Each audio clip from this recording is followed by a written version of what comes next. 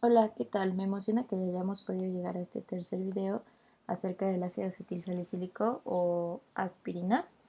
Y en este tercer video vamos a hablar de las dosis, de los efectos adversos y del mecanismo de acción de la acetilación de las isoenzimas COX-1 y COX-2. Vamos a iniciar por las dosis. Las dosis pueden dividirse pues como en dos partes. La primera puede ser las dosis altas, que van desde los 100 miligramos hasta los 325 miligramos por 4 días. Y estas dosis normalmente alcanzan efectos antiinflamatorios,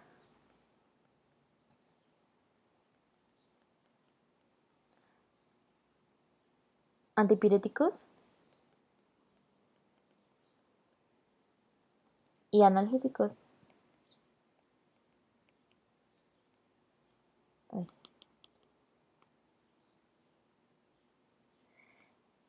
Y a dosis más bajas, que podrían ser desde los 81 hasta los 162 miligramos al día, se conoce que a esta dosis se le conoce como una dosis de protección cardiovascular, porque principalmente se va a utilizar en pacientes que hayan tenido historial de algún ictus isquémico. Ahí es importante mencionar la diferencia entre un ictus isquémico y un ictus hemorrágico. También se da a pacientes que tengan arritmias auriculares o pacientes que hayan tenido historial de infarto agudo al miocardio o un infarto miocárdico que esté pasando en el momento. De esta forma debe de ser deglutida de inmediato con una presentación que no tenga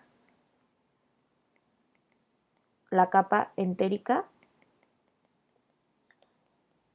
y también se menciona que debe de ser deglutida o también puede ser masticada.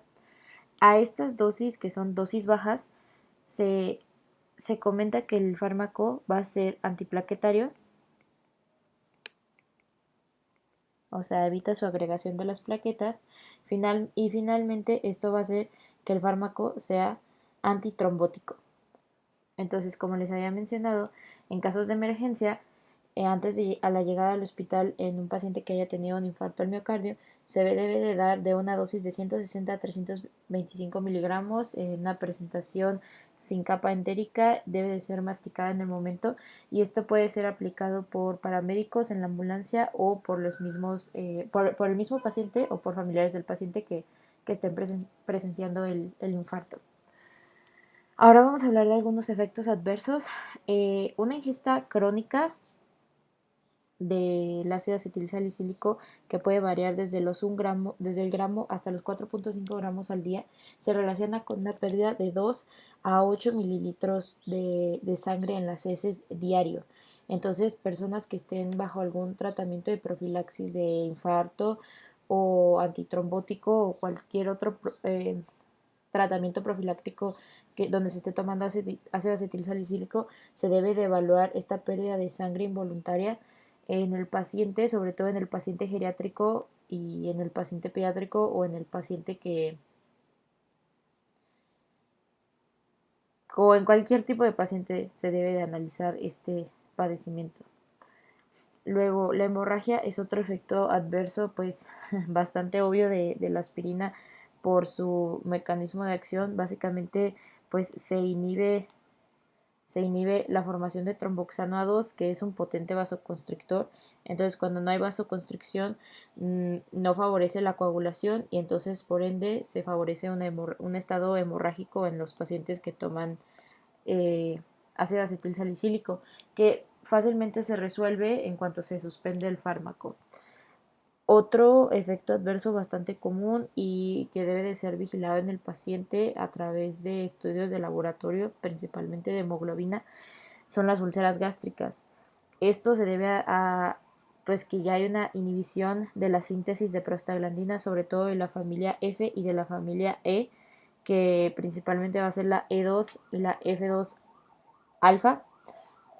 Cuando se inhibe su síntesis, estas prostaglandinas son protectoras de la mucosa gástrica, y entonces cuando se inhibe principalmente la COX-1 es cuando puede aparecer la ulceración en el paciente y pues debe de ser tratado. Normalmente cuando se da tratamiento crónico de ácido acetilsalicílico se acompaña de un medicamento para evitar la formación de úlceras en el paciente. Otro efecto adverso potencialmente fatal, mortal en pediatría es el síndrome de Reye. Cuando un paciente entre los 0 y los 20 años de edad se sospecha que tenga alguna infección vírica, ya sea que muestre fiebre o no, no se le debe dar ácido acetilsalicílico porque puede causar un edema cerebral y hepatitis fulminante, lo cual pues dejaría al paciente pues en el último estado que sería pues la muerte, y entonces siempre se va a preferir el paracetamol, utilizar paracetamol en pacientes que tengan pues un cuadro febril o un cuadro que parezca algún tipo de una infección viral, aunque sea una infección bacteriana, siempre se va a preferir dar paracetamol porque pues se debe de evaluar el riesgo que existe entre estos pacientes pediátricos. Otro efecto adverso bastante pues común es la hiperventilación en el paciente.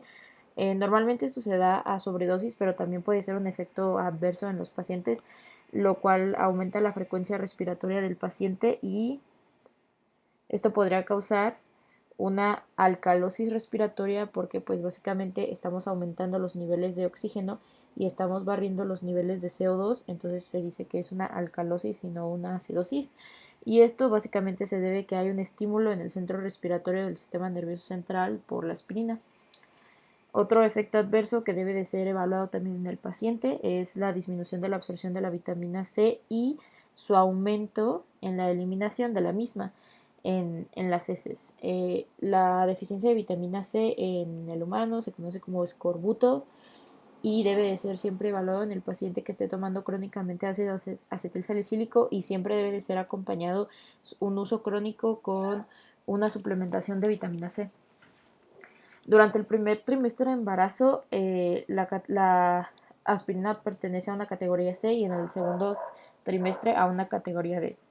Finalmente, otro efecto adverso bastante importante del ácido acetilsalicílico es la falla renal, gracias a que, pues, como hay disminución de la síntesis de prostaglandinas, las prostaglandinas, pues, son las dilatadoras de la arteriola aferente del glomérulo y esto permite una filtración glomerular normal, pero cuando no existe su síntesis por una inhibición de la COX-1, entonces, pues, no hay dilatación de la arteriola aferente y entonces puede disminuir el filtrado glomerular y esto podría causar una falla renal. Otro efecto adverso es la exacerbación del asma, esto sobre todo en pacientes pediátricos y pues también se debe de vigilar en el paciente adulto. Finalmente vamos a hablar de un tema súper importante y súper interesante de el mecanismo de acción de la acetilación de la COX-1 y de la COX-2. Estas son las enzimas que el ácido acetil salicílico inhibe. Aquí está una membrana bilipídica, es esta. Esta membrana está en cualquiera de nuestras células y aquí vemos un dímero de la COX. En este caso estamos viendo una COX-1. Vemos un dímero, es decir, aquí hay una COX, aquí hay una COX, aquí hay otra COX, es un dímero y este es el sitio activo o el sitio catalítico de la enzima donde entra el ácido araquidónico, se convierte en prostaglandina H2, se convierte en tromboxano A2 y esto va a activar a las plaquetas. Entonces eso es como la COX-1 activa a una plaqueta para que haga pues la activación, la agregación plaquetaria. Pero cuando entra la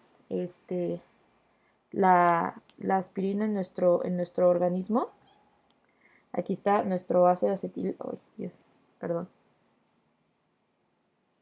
Aquí está nuestro ácido acetil salicílico, que es nuestra aspirina. Este es su grupo acetilo.